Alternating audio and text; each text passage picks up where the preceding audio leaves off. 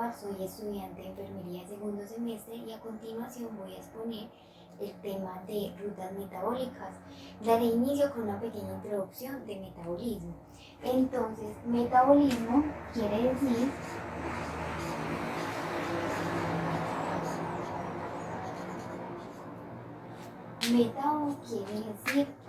cambio.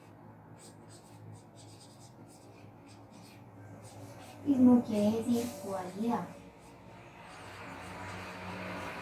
Entonces, el metabolismo es la capacidad que tenemos nosotros los seres humanos de poder cambiar la estructura química. Nuestras células tienen la capacidad de transformar una sustancia A en una sustancia B, que le pueda interesar a ellas, ya sea para su crecimiento, para aportar energía, para crear nuevas moléculas en respuesta a segundos mensajeros, ¿cierto? Entonces, el conjunto de reacciones químicas que ocurren dentro de una célula será lo que definiremos como metabolismo. Este conjunto de reacciones químicas que ocurren en la célula la podemos dividir en dos bloques, que son catabolismo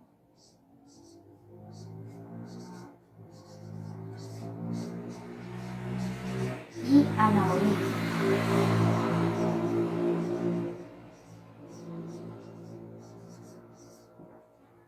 ¿Qué es el catabolismo y qué es el anabolismo? El catabolismo es el conjunto de reacciones que ocurren en el metabolismo, el cual consiste en ir degradando la materia, en ir simplificándola para formar moléculas más sencillas.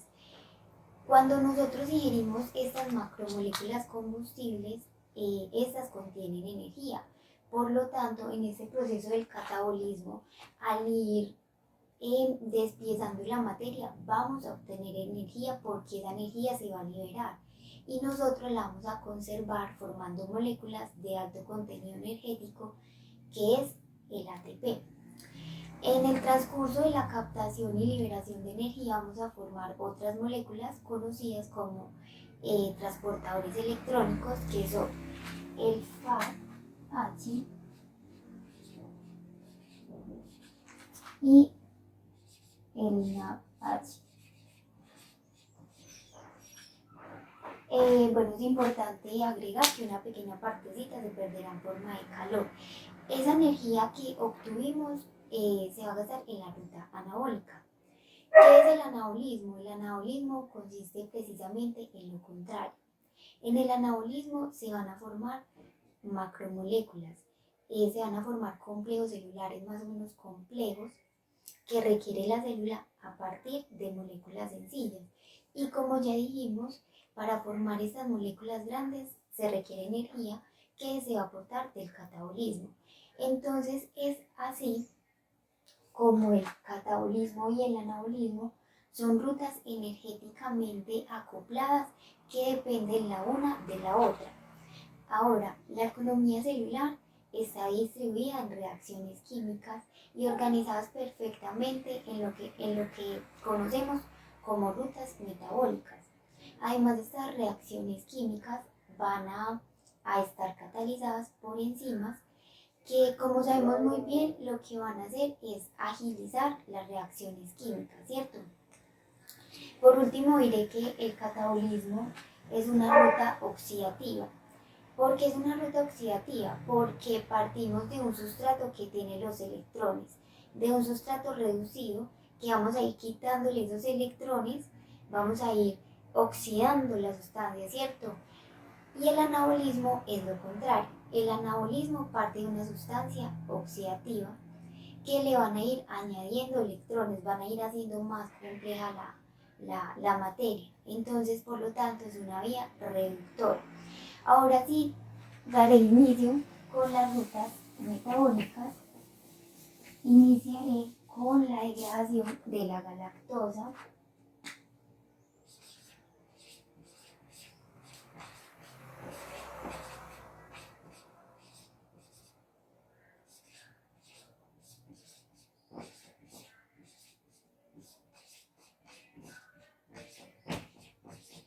La galactosa tiene tres destinos: galactonato,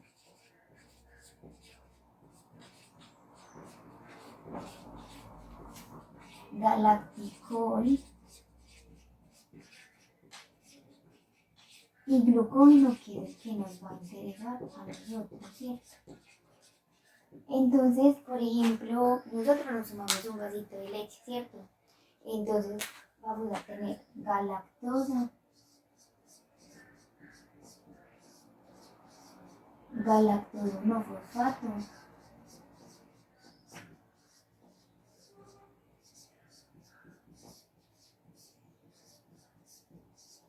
uril difosfato, galactosa, uril difosfato glucosa,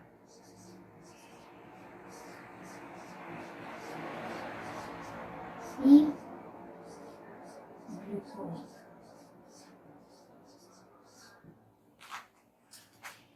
Entonces aquí obtuvimos glucógeno a partir de galactosa. Ese proceso de pasar de galactosa a glucógeno es otra manera de formar glucógeno, ¿cierto? De glucogénesis. Entonces es fundamental entender que el metabolismo básicamente inicia con la degradación de ¿qué? De galactosa, de fructosa y de glucosa. Estas rutas de estos monosacáridos consisten en procesos de degradación y de formación. Y estos procesos de formación, de síntesis, requieren de un influjo hormonal. Entonces la hormona para formar es la insulina y la hormona para degradar es el glucagón, perdón. Entonces, esto es anabólico, eso es una ruta de síntesis y entonces la hormona sería la insulina, ¿cierto? También para la proteogénesis, la lipogénesis, ¿cierto?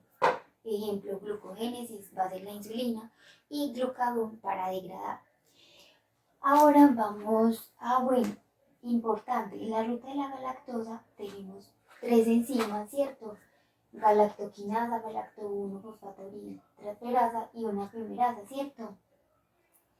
Resulta que en un determinado momento nos puede faltar alguna de estas enzimas porque en el código genético no está la información para estas enzimas, para la que falte, ¿cierto? Bueno, entonces ahora vamos a explicar degradación de la fructosa.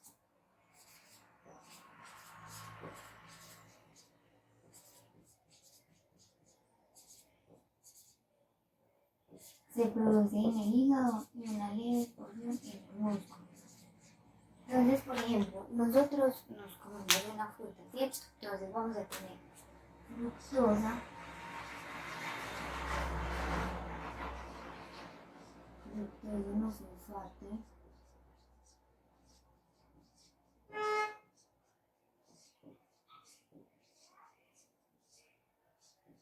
gliceraldehído,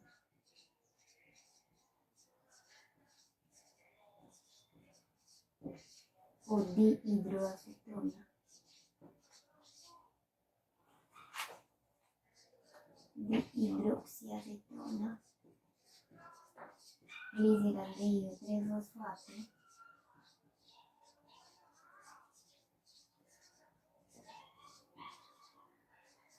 que puede subir a fructosa 1,6-bifosfato, fructosa.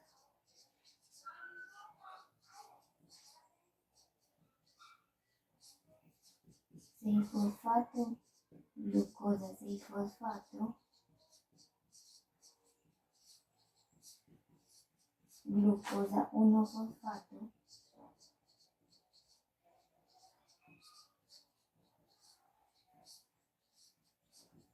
uril difosfato, glucosa y glucógeno.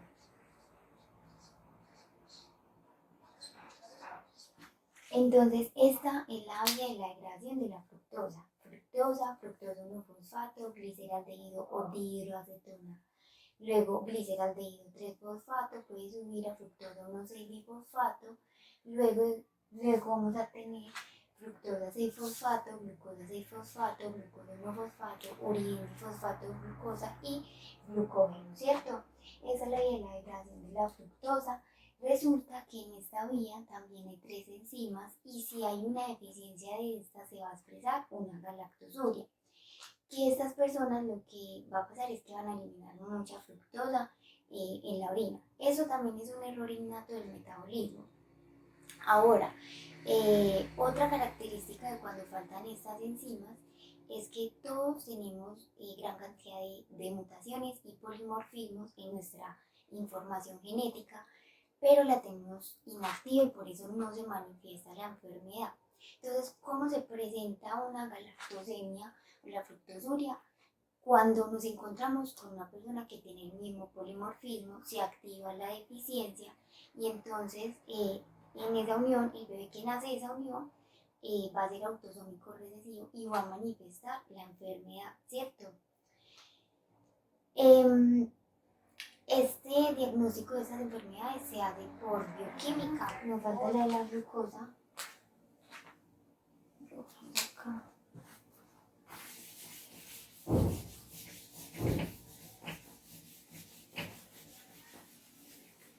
La glucosa es glucosa.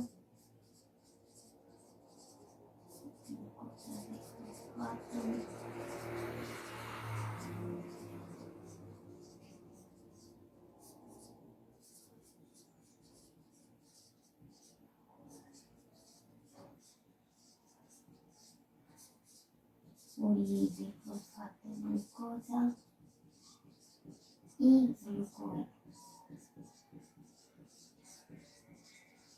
Estas vías son precursoras de glucógeno, ¿cierto? Porque a partir de bastante fructosa voy a poder formar glucógeno, a partir de bastante galactosa voy a poder formar glucógeno y a partir de bastante fructosa voy a poder formar glucógeno, ¿cierto? A partir de bastante fructosa, galactosa y glucógeno y glucosa, entonces eso se llama glucogénesis. Ahora vamos a hablar de la glucogénesis, ¿cierto? Entonces, glucogénesis a partir de glucosa.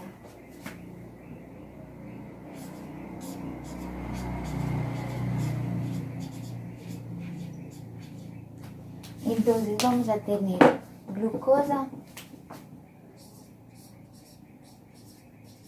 glucosa 6-fosfato,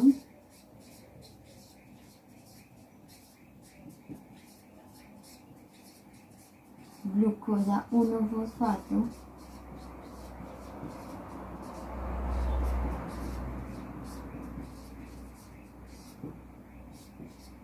uridil fosfato, glucosa, glucógeno primario,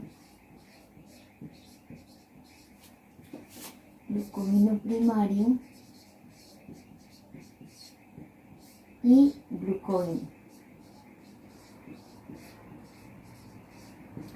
Ahora, en esta ruta hay unas enzimas muy importantes, ¿cierto? Principalmente tenemos dos, que es la glucógeno sintasa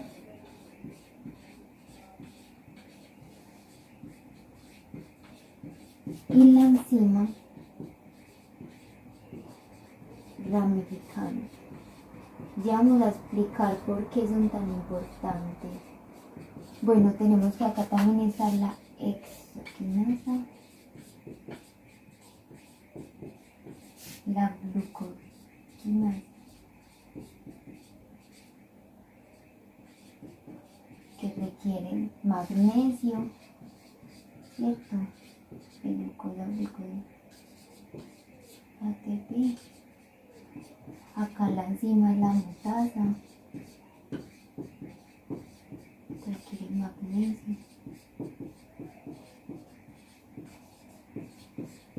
Entonces tenemos glucosa a glucosa 6-fosfato, de glucosa 6-fosfato a glucosa 1-fosfato, a uridifosfato glucosa.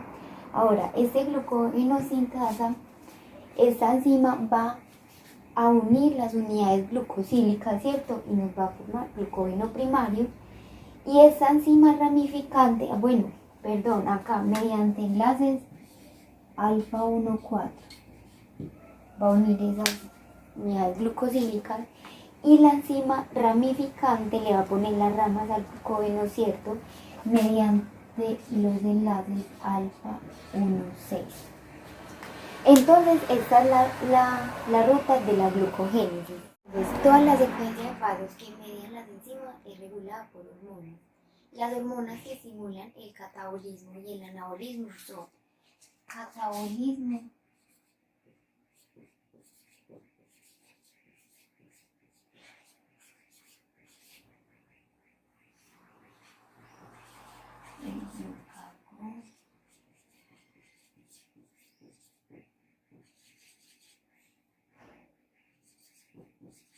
la adrenalina y la noradrenalina. Y el anabolismo, que ya lo hemos dicho, la insulina, ¿sí? Entonces tenemos que el metabolismo de carbohidratos es muy importante, el catabolismo y anabolismo que dependen del ciclo de ayuno, alimentación. Nosotros en promedio nos alimentamos 3 veces al día, pero hay periodos en los que no comemos, ¿cierto? Y nosotros no podemos parar. Entonces vamos a explicar muy bien qué es lo que pasa acá. Resulta que después de que nosotros comemos, entramos a un estado postprandial.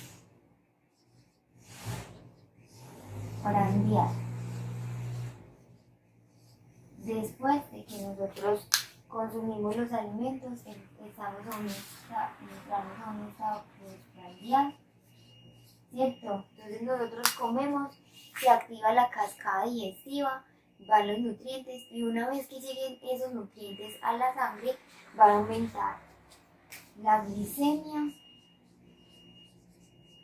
la lipemia y el pool de aminoácidos.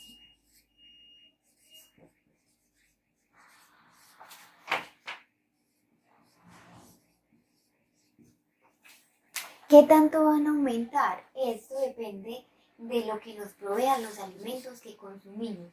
El pool de aminoácidos son los aminoácidos que tenemos en la sangre, ¿cierto? Entonces resulta que nosotros nos comimos una arepita con carne asada, un chocolate, con queso, ¿cierto? Nosotros consumimos carbohidratos, consumimos proteína, consumimos lípidos, ¿cierto? Entonces, ¿qué va a pasar?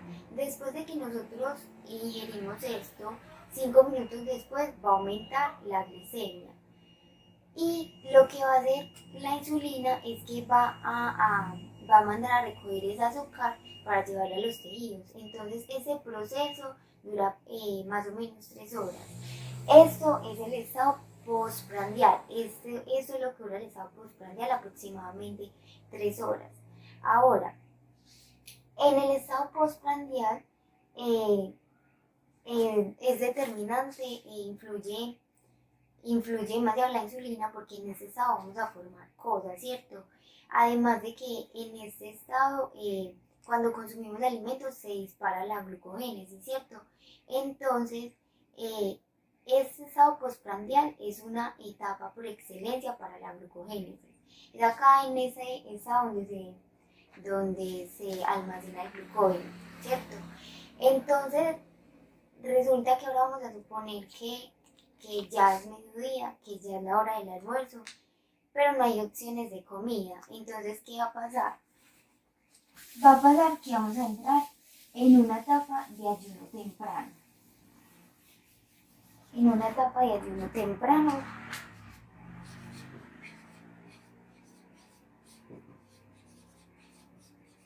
y como ya dije anteriormente, nosotros no podemos parar, entonces se van a simular otras vías, ¿cierto? Si pasa de 24, 48 horas y todavía no hemos comido absolutamente nada, vamos a entrar en una etapa de ayuno tardío.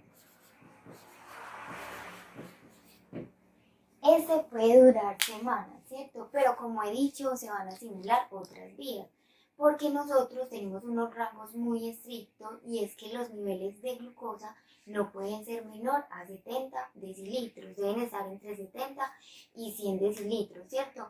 Entonces, ¿qué es lo que va a pasar? Que vamos a iniciar a consumir la reserva almacenada. Entonces, ahora vamos a hablar de la glucogenólisis,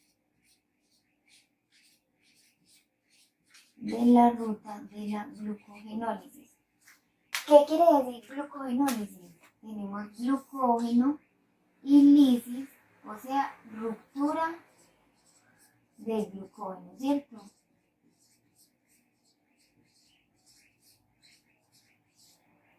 Esta ruta lo que va a hacer es sacar monómeros y enviarlos a la sangre para restablecer esos niveles de azúcar. Es un medio endógeno, ¿cierto? Porque se activa cuando estamos en estado de ayuno, cuando hay hipoglicemia. Entonces eso es lo que va a hacer la glucogenólisis. Entonces tenemos glucógeno, ¿cierto? Vamos a quitar las ramas. Glucosa, 1-fosfato, glucosa, 6-fosfato, y ahora vamos a tener glucosa por un lado, ¿cierto? Glucólisis y ya las pentosas.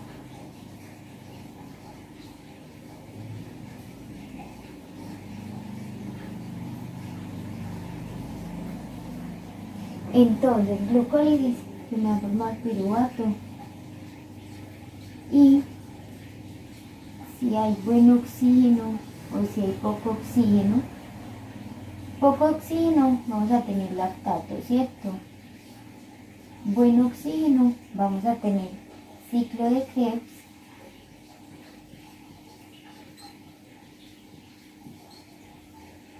para producir energía, ¿cierto?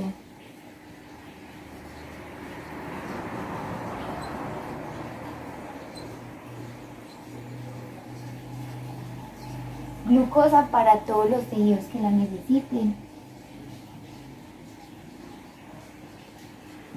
¿cierto?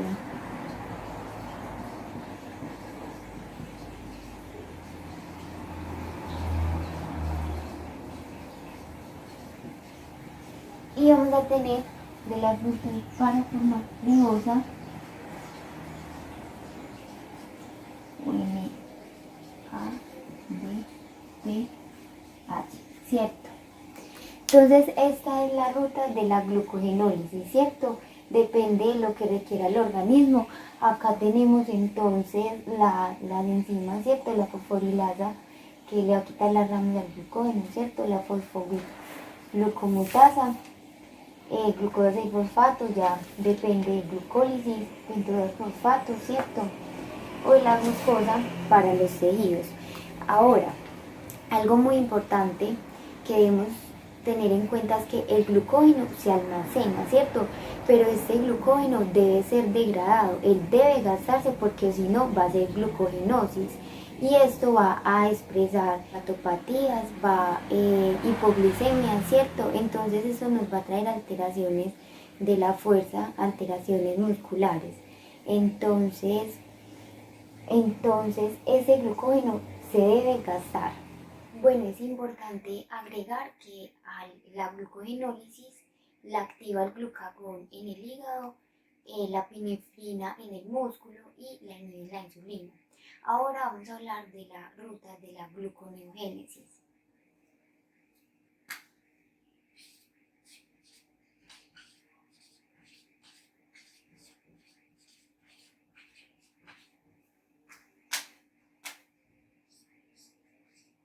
Formación de glucosa, ¿no?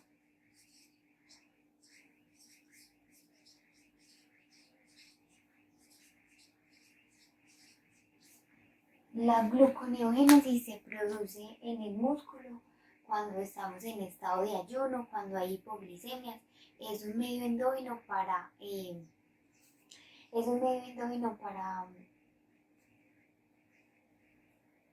restablecer los niveles de azúcar. Ahora, ¿cuál es la diferencia entre la glucogenólisis y la gluconeogénesis? En un rango de 24 horas, la glucogenólisis va a actuar las primeras 12 horas y la gluconeogénesis va a actuar las 12 horas, las otras 12 horas. Entonces tenemos que la gluconeogénesis va, cuando hablamos de esa ruta tenemos que mencionar tres sustratos muy importantes que van a intervenir en la conversión del piruvato, ¿cierto? Entonces, ¿qué son? Lactato, alanina y glicerol de fosfato. Muy importante esos tres sustratos, ¿cierto? Ahora, la ruta de la gluconeogénesis tenemos piruvato, oxaloacetato,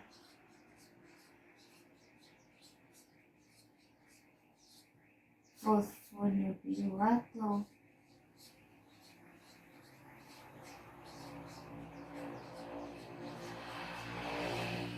tenemos glicerol 3-fosfato,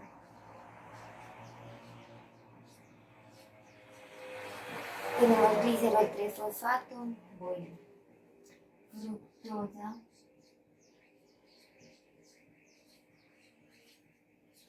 1,6-fosfato, glucosa, 6-fosfato y glucosa.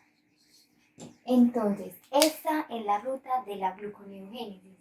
A la gluconeogénesis, al igual que la glucogenólisis, la activa el glucagón en el hígado, la epinefrina en el músculo y la inhibe la insulina. Bueno, hay una ruta que independientemente del estado en el que estemos, siempre va a estar activa y esa ruta es la glucólisis.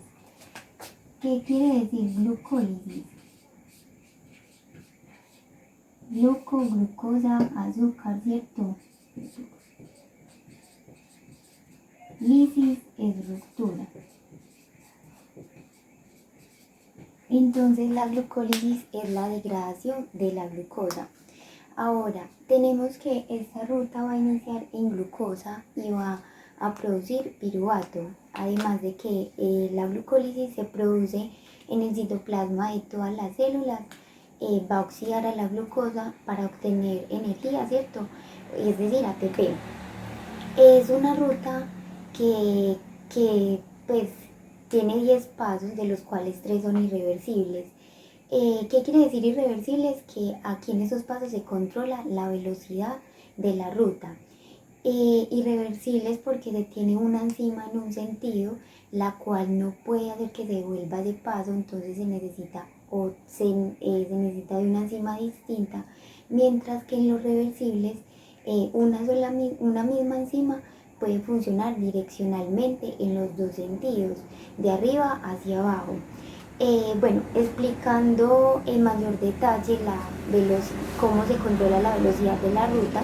Por ejemplo, se tiene que en la mitocondria hay mucho ATP, ¿cierto? En la mitocondria hay mucho ATP, pero la célula no necesita de ATP. Entonces lo que va a hacer es que va a bloquear las enzimas de esa ruta para que esa ruta se lentezca, para que esa ruta se frene, mientras el ATP es consumido por los tejidos. Además de esto, los compuestos tienen fosfatos para que no puedan salir del citoplasma y así se asegure la permanencia de la vía glucolítica, ¿cierto? Entonces, ¿cómo es la ruta de la glucólisis? Vamos a partir de glucosa, ¿cierto? Glucosa 6-fosfato, fructosa 6-fosfato,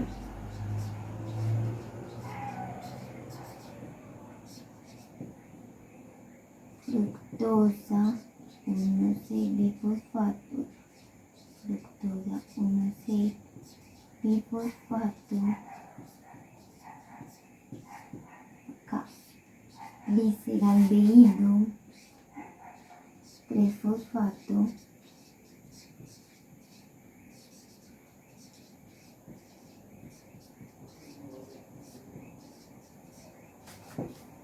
dihidroxiacetona, fosfato.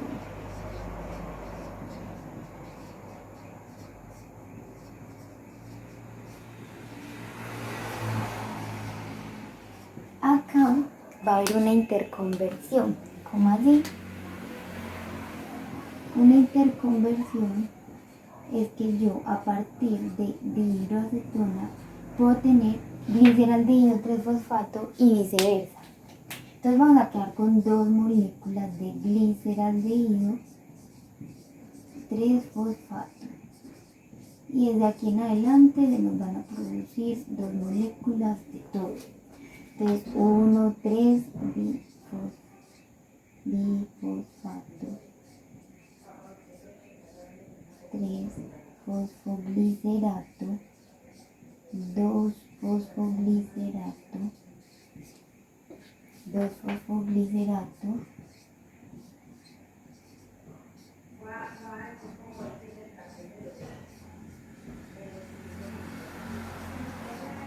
fosfenolpiruvato y piruvato.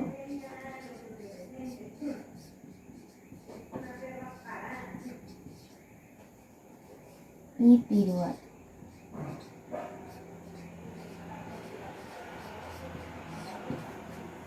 Dos moléculas, dos, dos, dos, dos. Entonces tenemos que a partir de una molécula de glucosa se nos van a producir dos moléculas de piruvato. Ahora, nosotros mencionábamos que esta ruta tiene 3 pasos irreversibles. ¿Dónde están esos pasos irreversibles? Acá tenemos un paso irreversible para controlar la velocidad de la ruta. Paso irreversible.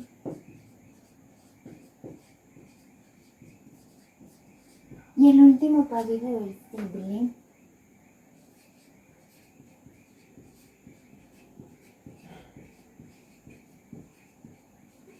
¿cierto? Fosfenolpiruvato, piruvato.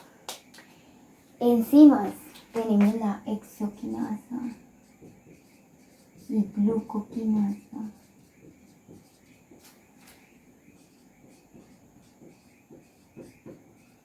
¿De qué depende que sea una de las dos? De ya sea células, ¿cierto? Las células beta del páncreas, del hígado, en todas las células. Pero tenemos los 3 pasos irreversibles, tenemos que se nos van a producir 2 moléculas.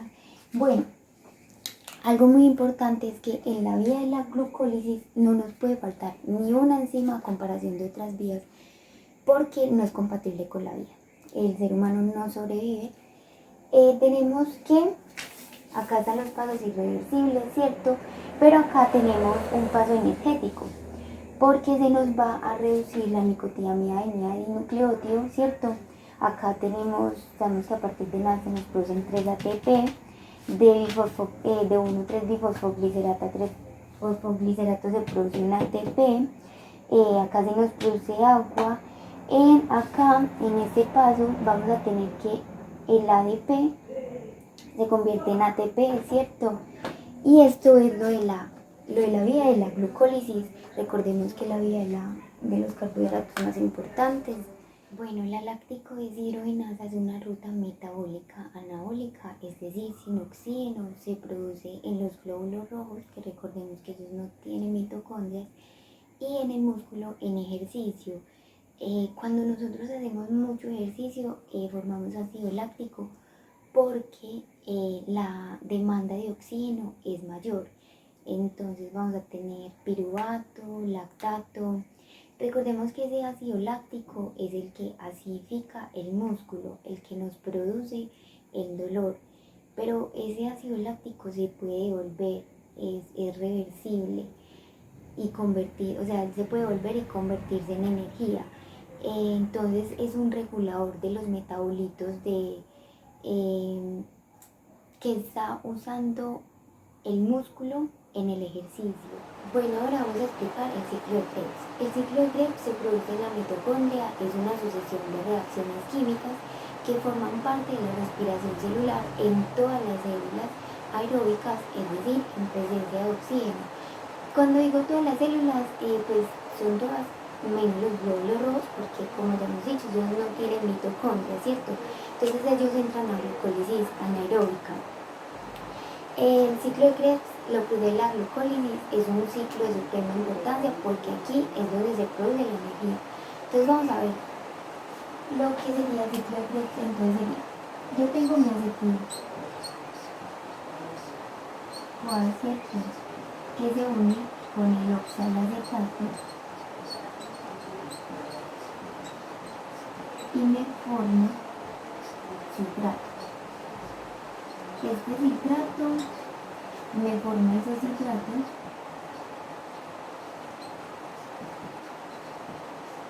y de ese citrato a alfa-acetilglutarato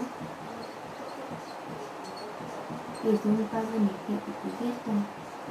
Porque se me produce un nicotinamida dinucleótido reducido, que ese nicotinamida dinucleótido reducido, energéticamente hablando, equivale a 3 ATP. Bueno, y en este caso también eliminamos dióxido de carbono, ¿cierto? De alfa-acetilglutarato a succinil coenzima A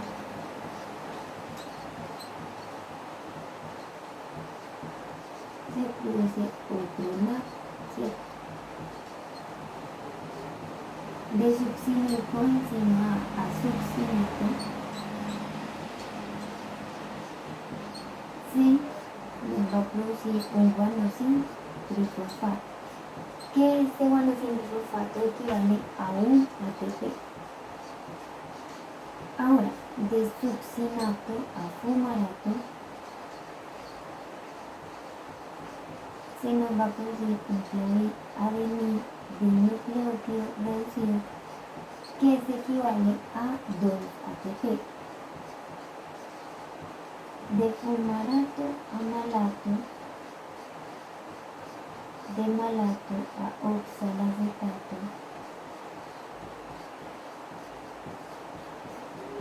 aquí se nos produce una nicotinamida dinucleótido reducido, ¿cierto? Que equivale a 3 ATP. Y así de sencillito sería nuestro ciclo de Krebs. El acetil-CoA se une con el oxalacetato, me forma citrato, citrato me forma ese citrato, paso energético, ¿cierto? Alfa-acetilglutarato succinato coenzima A también es un paso energético, se nos produce nicotinamida dinucleótido reducido. Acá se nos va a producir es un GTP, ¿cierto? Un guanosin trifosfato, que equivale a un ATP. Succinato, fumarato, producción de clavina dinucleótido reducido, 2 ATP. Fumarato, malato, oxalacetato, tenemos que también se nos va a producir un nicotinamida dinucleótido reducido. Y no es más. Ruta de las pentosas fosfatos. Esta ruta se produce principalmente en el tejido adiposo, corteza suprarrenal, hígado y glóbulos rojos. La activa la insulina.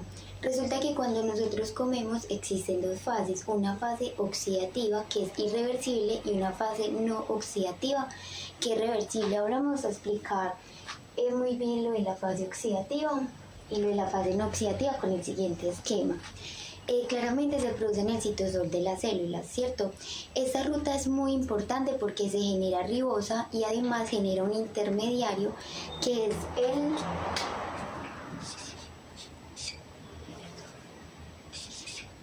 la nicotinamida adenina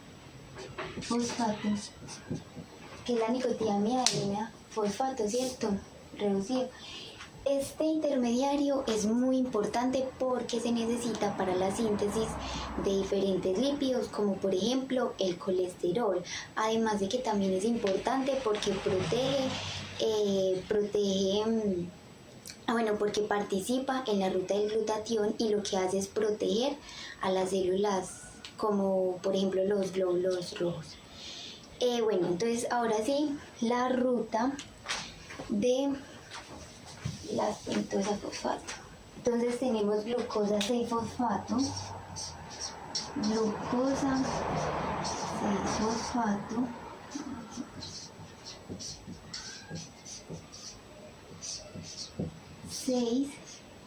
6-fosfo, gluco, no lactona, fosfogluco, 6-fosfo, gluconato,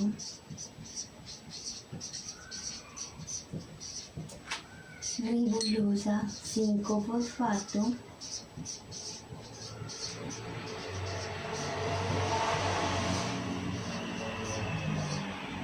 ribosa, 5-fosfato,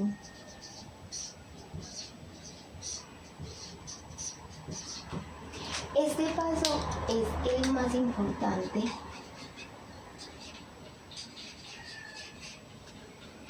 porque la ribosa asegura la reproducción y división celular. Además, recordemos que en la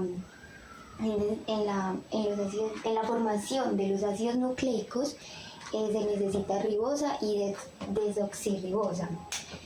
De ribosa 5-fosfato, gliceraldehído, 3-fosfato,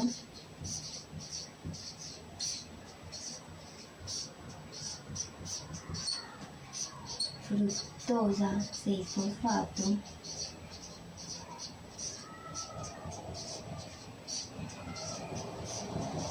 y luego para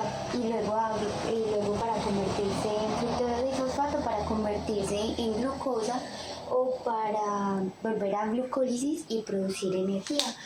Esta es la ruta de la pentosa fosfato. Pero ahora vamos a explicar el esquema. Tenemos glucosa 6-fosfato, se nos va a producir un NAD, ¿cierto? Pero a partir de la formación de él vamos a producir glutatión mediante la glutatión reductasa.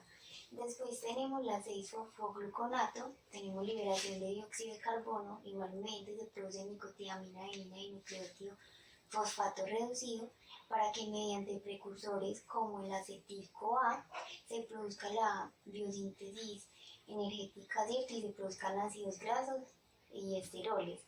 Luego tenemos de ribosa 5-fosfato a ribosa 5-fosfato. Como sabemos es el paso más importante porque la ribosa asegura la división celular, ¿cierto? Es necesaria para la formación de ácidos nucleicos. Bueno, mira, también es muy importante para el ARN, coenzimas. Tenemos la fase oxidativa, todos los pasos oxidativos, y tenemos la fase no oxidativa, que es de glucosa 6-fosfato a ribosa 5-fosfato. Ahora vamos a explicar la ruta de la piruvato deshidrogenasa. En esta ruta hay 5 coenzimas que son la tiamina pirofosfato, el ácido lipoico, la coenzima A, la flamina adenina y nucleótido y la nicotiamida adenina y nucleótido. Bueno, entonces vamos a tener piruvato, produce acetilcoenzima A.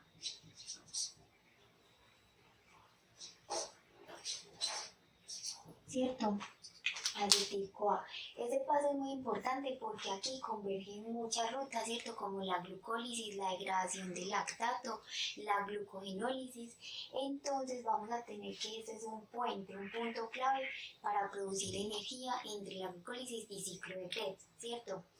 Ahora, en el estado de ayuno prolongado es muy importante porque ese acetilcoenzima A puede producir acetoacetato, puede producir cuerpos cetónicos y además puede producir hidroxibutirato para alimentar al cerebro en estado de ayuno prolongado.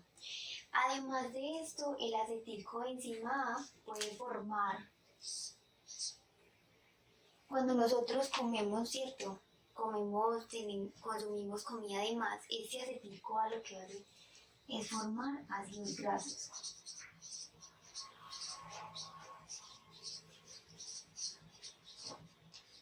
Y los va a almacenar en forma de triglicéridos.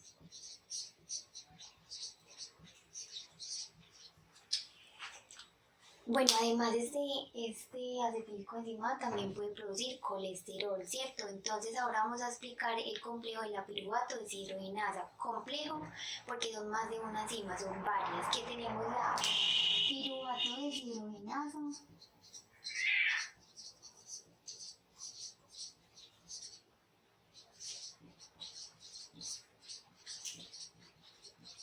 Tenemos la dihidrolipoil transacetilasa y tenemos la dihidrolipoil deshidrogenasa.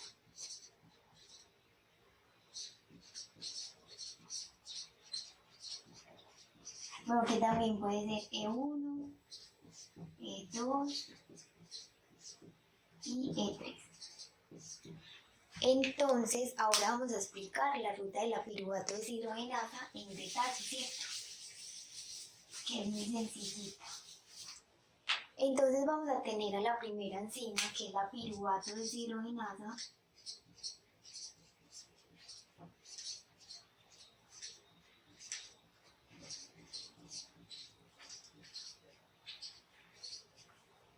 Que va a coger al piruvato por liberación de oxígeno y a la coenzima tiamina pirofosfato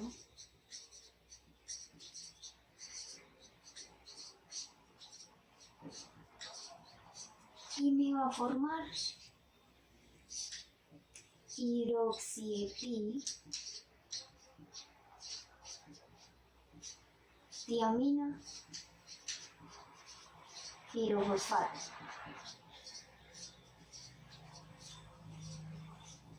Ahora vamos a tener a la segunda enzima, que es la dihidrolipoil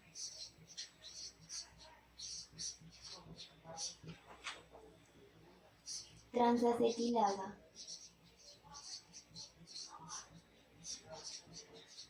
que requiere ácido lipoico